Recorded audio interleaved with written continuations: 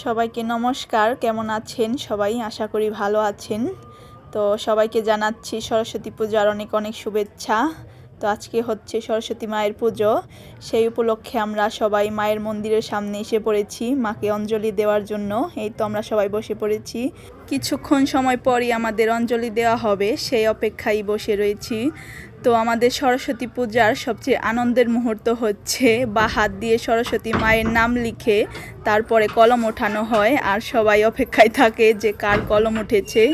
আর বাচ্চারা তো খুশিতে আত্মহারা, একে অন্যের দিকে তাকিয়ে দেখছে যে কলম উঠেছে নাকি।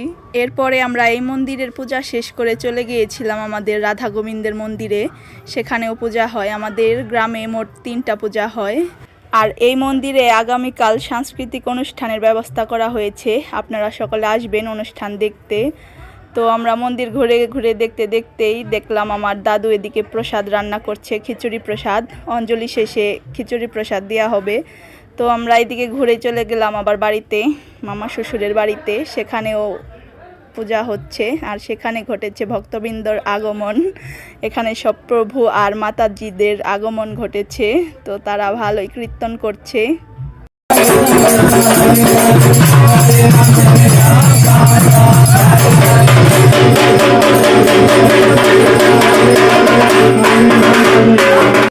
আমাদেরও অঞ্জলি দেওয়া শেষ। এদিকে এসে দেখি প্রসাদ দিয়ে দিয়েছে। তো আমরাও খিচুড়ি প্রসাদ নিয়ে নিলাম, তারপরে চলে গেলাম বাড়িতে। তো আজকের ভিডিও এই পর্যন্তই। সবাই ভালো থাকবেন।